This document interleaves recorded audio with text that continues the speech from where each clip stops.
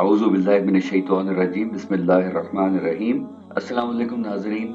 आज जैसा कि आप सबको मालूम है, पाकिस्तान में एक और बड़ा ज़ल्ज़ला आया है और अल्लाह का शुक्र है कि उससे इतना नुकसान नहीं हुआ। आज हम जानते हैं कि इस्लाम हमें ज़ल्ज़लों और आफ़ात के बारे में क्या बताता है और इससे कैसे बचा जा सकता है, और पिछले चंद महीनों में कितने ज़ल्ज़ले आए हैं अब तक। आए प्रोग्राम शुरू करते हैं। अगर हम मुख्तसर तारीख देखें पिछले एक साल तक की, तो अब से 24 घंटे पहले तक तकरीबन 6 ज़ल्ज़ले आए हैं पाकिस्तान में, जो कि रेक्टर स्केल 1 से ज्यादा के हैं, जिसमें से एक तो हमें महसूस हो गया लेकिन बाकी हमें महसूस नहीं हो पाए। पिछले 7 दिनों में तकरीबन 22 ज़ल्ज़ले इस तरह के आ चुके हैं। अगर हम पिछले 30 दिनों को देखें तो 30 दिनों में तकरीबन 93 ज़ल्ज़ले आए हैं। पिछले 90 दिनों में 342 ज़ल्ज़ले आ चुके हैं और पिछले 365 दिनों में यानी एक साल में 1647 ज़ल्ज़ले आए हैं। इसमें छोटे बड़े तकरीबन तमाम ज़ल्ज़ले शामिल हैं जो स्केल 1 से लेकर ऊपर तक होते हैं। असल मकसद ये है कि ये ज़ल्ज़ले आते क्यों हैं।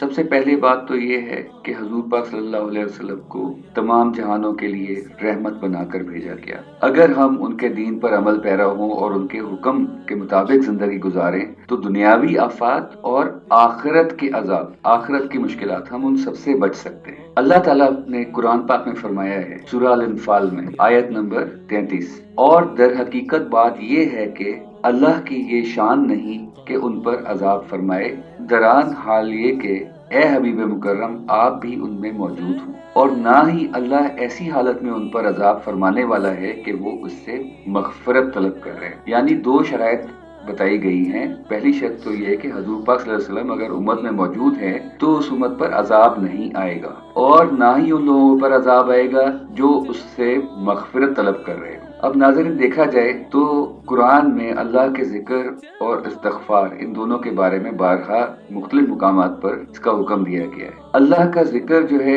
ये एक ढाल है जो हमें ज़मीनी आफात से, दुनियावी आफात से बचाती है, महफूज रखती है, और अल्लाह ताला की नजर रहमत हम पर पड़ती रहती है, और अल्लाह ताला जिक्र के बदले हमें हमारे गुनाहों को माफ फरमा रहे होते हैं। तो इसीलिए कसरत से जिक्र करने का हुक्म आया है कि जिक्र करो, ताकि करवटों के बल भी, आपस में बातचीत करते वक्त भी जिक्र करो, खरीदो फरोख्त के वक्त भी जिक्र करते रहो। तो यानी इतना सख्त हुक्म है कि हर हाल में अल्लाह का जिक्र करने का हुक्म है, और अगर कोई शख्स अल्लाह का जिक्र हर हाल में कर रहा हो तो वो बहुत सारी दुनियावी मुसीबतों से, आफात से महफूज रहता है। और दूसरा फायदा इसका ये होता है, हमारे जो गुनाह हैं वो उससे मिटते रहते हैं, हमारी नेकियां बढ़ती रहती हैं, और आखिरत में उसके लिए गिरां कदर अजर है। इतना अजर है उसका कि आप और मैं उसके बारे में तसव्वुर भी नहीं कर सकते। दूसरा ये कि अल्लाह ताला से हर वक्त मग़फ़िरत तलब करना। हुज़ूर पाक सल्लल्लाहु अलैहि वसल्लम भी अल्लाह ताला से मग़फ़िरत तलब करते थे, हालांकि आप तो मासूम थे, आपसे बड़ी हस्ती तो कोई पैदा ही नहीं, आपके लिए पूरी दुनिया बनाई गई, लेकिन आपने भी हमारे लिए मिसाल बनाई कि हम अल्लाह से हर वक्त मग़फ़िरत तलब करें, अल्लाह से इस्तिग़फ़ार करें, तौबा करें। अगर हम मग़फ़िरत करते रहें और अल्लाह का जिक्र करते रहें, हुज़ूर पाक सल्लल्लाहु अलैहि वसल्लम पर दुरूद शरीफ भेजते रहें, और अगर ये हम मामूल बना लें तो